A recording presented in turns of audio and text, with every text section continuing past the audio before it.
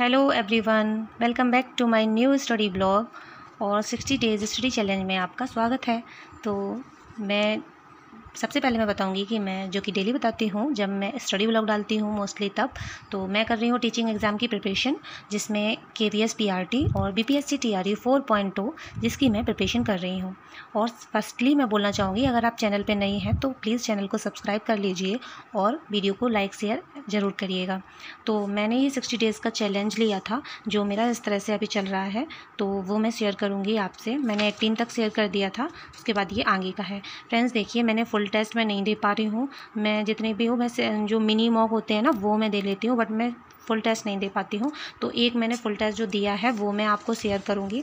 सबसे पहले मैं बता देती हूँ कि अभी ज्योग्राफी में मैंने कहाँ तक क्या क्या कर लिया है। तो ये मैंने स्टार्ट किया था, ये जो मेरी बुक है जो मैं इससे करती हूँ BPSC के लिए, तो मैं इससे कर रही थी कि कृषि वाला ये पूरा मैंने किया। उसके बाद फिनिश, तो इतने दिन में मैंने ये सब किया था। बाकी आप लोगों को मैं डेली ब्लॉग तो नहीं शेयर कर पाती हूँ, बट जितना भी कर रही हूँ तो उतना शेयर कर देती हूँ। और मैंने ये जो स्टार्ट किया है, आपको आप देखते होंगे जो मैं प्रैक्टिस सेट एक साथ में सॉल्व कर रही हूँ, उसका है BPSC का है। तो वो मैं जितना जितना मैं पढ़ती जाती हूँ, वैसे पढ़ तो मैं ज़्यादा लेती हूँ, बट मैं शॉर्ट्स में शेयर करती हूँ तो उतना ही क्वेश्चंस शेयर हो पाते हैं। तो ये सब है। तो इसमें फ्रेंड्स मैंने इतना ही पढ़ पाया था। बाकी विश्व का जो भूगोल है तो वो मैं स्टार्ट करूँगी। बाकी इसमें ये है कि वैसे मैं एक बार इसको पढ़ चुकी हूँ, बट मैं दोबारा रिवीजन के तौर पे इसको पढ़ रही हूँ फिर से। तो और ये है 8th क्लास की ये जो बुक थी, उसमें मैंने इस साइंस का है पोर्सन NCERT। तो इसमें MS वर्ड तक मैंने फिनिश कर लिया था। तो मैं MS वर्ड मैंने ये पूरा कंप्लीट करने के बाद ये माइक्रोसॉफ्ट एक्सेल वाला था ये चैप्टर, ये भी मैंने कंप्लीट किया। क्योंकि फ्रेंड्स ये KVS के लिए इम्पोर्टेंट थोड़ा लगा, बट इतना मैंने जब ये पढ़ा तो मुझे ऐसा लगा KVS में इतना आएगा भी नहीं जितना थोड़ा सा मुझे उसके लिए इसमें डीप लगा। उसमें तो थोड़े नॉर्मल वही क्वेश्चंस आते हैं, जैसे कि अगर आप प्रैक्टिस करेंगे क्वेश्चंस की तो हो जाएगा। तो इस तरह से फिर भी मैंने उसको पढ़ा, जितना मुझे समझ आया मैं पढ़ती चली गई उसको वन लाइन में। ये नहीं है कि मैं इतना नहीं समझ आ रहा तो मैं वहाँ रुक गई, क्योंकि पता नहीं इसमें ना कोडिंग वाला भी आ गया तो मुझे थोड़ा टफ लगा। ये देखिए स्क्रैच द्वारा कोडिंग, तो इस तरह से ऐसा थोड़ा इंटरेस्टिंग नहीं लग रहा था। जैसे साइंस को पढ़ती हूँ तो काफ़ी इंटरेस्टिंग लगता है, वैसे पढ़ती हूँ कंप्यूटर तो अच्छा लगता है, ऐसा नहीं है, बट इसमें थोड़ा ज़्यादा डीप हो गया था। तो इस तरह से ये पूरा था ये फ्रेंड्स, ये मैंने कंप्लीट किया। बाकी मैं करंट की वीडियोस देखती हूँ, वो मैं देख लिए थे मैंने, वीकली एंड मंथली वाले। मैं भी करंट पढ़ती हूँ, तो फिर उसके बाद मैं साथ में कुमार गौरव सर से भी कर लेती हूँ, और नेक्स्ट एग्ज़ाम वाला है तो उनसे भी कर लेती हूँ। तो ये पूरा इस तरह से पूरी कंप्लीट हो गई थी फ्रेंड्स ये बुक। इसमें पाइथन यूज़र इनपुट वगैरह ये सब, फिर ये बुक हो गई थी पूरी कंप्लीट। उसके बाद फ्रेंड्स ये देखिए आप, इतना टफ कहाँ KVS में आता है। तो मैंने ये नहीं रीड किया, जो मुझे सही लगा वो मैंने पढ़ा, तो इसलिए ये फिर मैंने फिनिश कर दी थी। इसमें आर्टिफिशियल इंटेलिजेंस वाला भी चैप्टर था, AI वाला, तो वो भी मैंने रीड किया। उसके बाद ये मेरी जो बुक है 9th की NCERT की, मैंने ऑलरेडी मंगा के रखी है, ये न्यू बुक है, तो मैं इससे स्टार्ट करूँगी NCERT को पढ़ना। तो ये 9th की है तो मैं इसको पढ़ूंगी। बाकी मैंने करंट का आपको बता ही दिया। और मैथ्स का मैं फ्रेंड्स अभी कम कर रही हूँ, मैथ इतना नहीं कर पाती हूँ, बट जो भी करती हूँ मैं ऑनलाइन ही करती हूँ वीडियोस से जो भी। तो ये इसका फर्स्ट चैप्टर ये है, वो मैं स्टार्ट करने वाली हूँ आज। तो ठीक है फ्रेंड्स, ये ऐसे है। बाकी मैं नेक्स्ट दिखाती हूँ। और ये है मेरा स्कोर, जो कि मैंने सेकंड टेस्ट दिया था। फर्स्ट वाला जो दिया था उसका ये है स्कोर 82 आया था, जिसकी कट ऑफ ये गई थी 72 to 76 तक। और ये सेकंड जो मैंने दिया था BPSC TRE का, आप लोग देख सकते हैं इसमें मार्क्स हो गए हैं कम। मेरी इसमें जो कट ऑफ थी वो 71 to 72 गई थी, बट मेरे 71 मार्क्स आए थे। मार्क्स तो मतलब कट ऑफ क्लियर हो गई थी, बट ये कुछ मेरे मार्क्स ठीक नहीं लगे मुझे, और हैं भी नहीं सच कहूँ तो।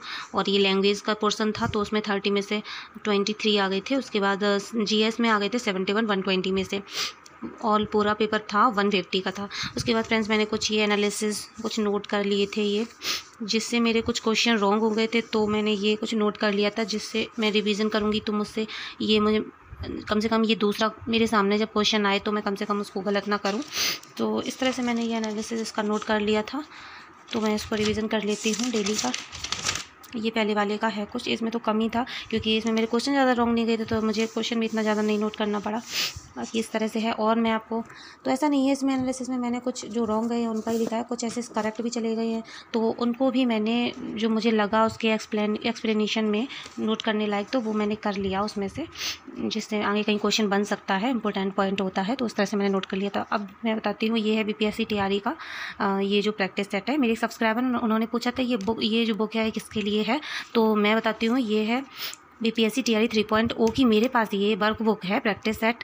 तो इसके क्वेश्चन मैं 4.0 के लिए करा रही हूँ, क्योंकि आप खुद जानते हैं GS के क्वेश्चन चेंज नहीं होते हैं, वही रहते हैं, और इसमें और रिपीटेड भी हो जाते हैं, और इसमें PYQs भी हैं, तो ये अच्छा रहेगा हम लोगों के लिए। इसमें 1.0 के 2.0 के भी हैं सारे, तो मैं यही करा रही हूँ। इसमें 18 सेट्स हैं। एक तरीके से मेरा भी रिवीजन हो जाएगा फ्रेंड्स, और आप लोगों का भी पढ़ लेंगे आप इसको। तो इसमें इस तरह से दे रखा है सारे वर्क बुक, तो वो मैं कर रही थी। इसमें मैं इसको पहले सॉल्व कर चुकी हूँ। कुछ सेट्स ही ऐसे होंगे जो मैंने नहीं सॉल्व कर पाए होंगे। तो इस अब आप लोग ये बताइए, मैं ये सोच रही थी, मेरे माइंड में ये आइडिया आया था कि जैसे मैं शॉर्ट्स में 1 बाय 1 क्वेश्चंस डालती हूँ, जैसे कि ये 78 हो गया, 79 हो, कभी कभी 2 क्वेश्चंस भी डाल देती हूँ। बट मैं ये सोच रही हूँ ऐसे करके डालने से ना क्वेश्चन कम ही हो पा रहे हैं, इतना नहीं जल्दी हो पा रहा है। तो शॉर्ट्स तो मैं बना के चलो कभी कभी डाल दूँगी, बट मैं सोच रही हूँ 10 क्वेश्चंस को अगर डालूंगी ना वीडियो में, तो जल्दी प्रैक्टिस कंप्लीट भी हो जाएगा। क्या फ़ायदा मैं आगे चलती चली जाऊँ और आप लोग वही 1 क्वेश्चन को सॉल्व करें, तो ये ठीक नहीं मुझे लग रहा है।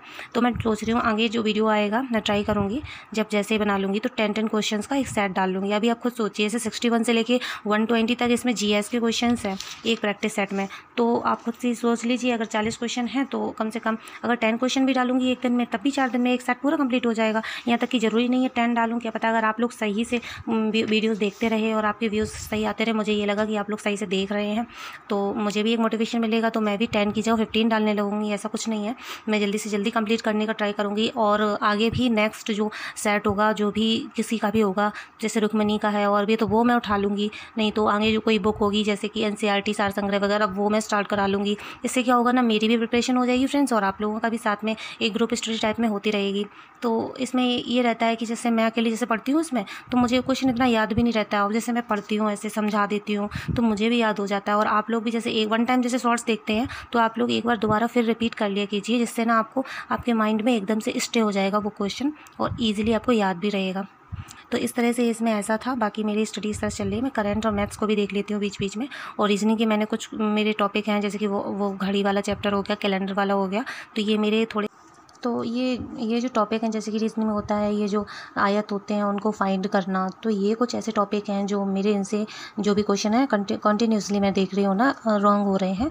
तो जैसे कि मिसिंग नंबर से भी कभी कभी रॉन्ग हो जाता है।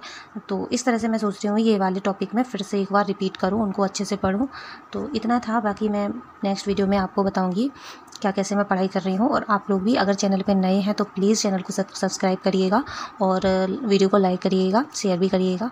और ठीक है फ्रेंड्स, आप लोग भी पढ़ते रहिए। Thanks for supporting me. ये वीडियो देखने के लिए आपका बहुत बहुत शुक्रिया, और ऐसे ही चैनल को आप सपोर्ट करते रहिए, उसके लिए बहुत बहुत थैंक यू। और thanks for watching this video. Thank you friend, bye bye.